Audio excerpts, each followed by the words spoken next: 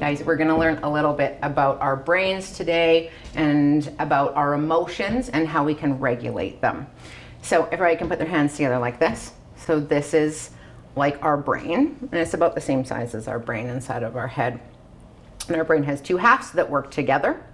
And another way to look at it is if we just use our one hand. Let me just take your one hand and think about your brain sitting in your head kind of like this.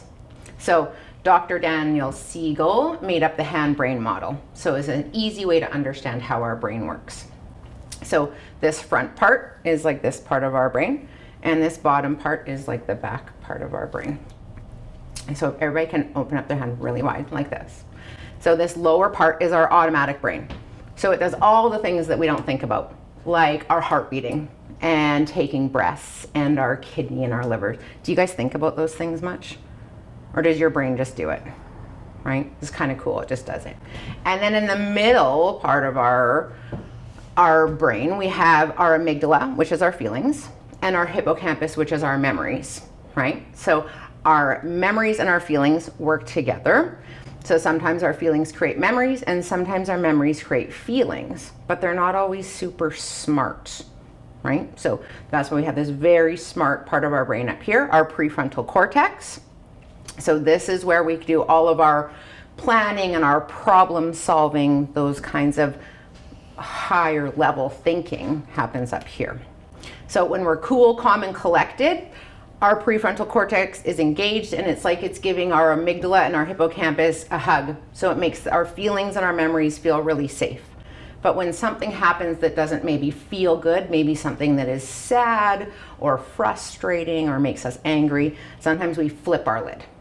So then when we flip our lid, we're not using the smart part of our brain. We're reacting with our emotions, our feelings, and our memories. And that sometimes when we might not feel good, we might feel really stressed out, or we might make choices that don't feel very good later. So today we're gonna learn about lots of strategies to help you get your prefrontal cortex back on, giving your amygdala and hippocampus a hug so that you can make really good choices for yourself and feel more in control of your body and your thoughts and feelings. Does that make sense? Yeah. Can any of you think of times when you may have flipped your lid? Is there any time that you might have had something happen in your life that made you flip your lid a little bit? Never? Yeah? When I had to get a needle. Oh, when you had to get a needle, right? That made you, how did that make you feel? It made me feel scared and I just couldn't focus. A little bit scared or focused, right? And how did you get through that? My friends helped me. Your friends helped you. Nice. So you had some support to help you? Yeah? When I had to get my appendix taken out. Whoa, you had to have a surgery and have your appendix taken out, right? And it made you kind of flip your lid a little bit. Were you a little bit scared? What else were you feeling? Mostly scared? Yeah. And how did you get through it? They put me to sleep and they took it out. Perfect. They put you to sleep and then that calmed you right down, hey? Did you have your mom and dad with you? Yeah, that can be helpful too, hey? Mm-hmm. Yeah. Also when I got a needle. When you got a needle too? And what were you feeling? I was feeling really scared. Yeah. And so how did you get through it? My mom and my dad were there. Your mom and your dad, so they helped you to stay calm. Mm-hmm.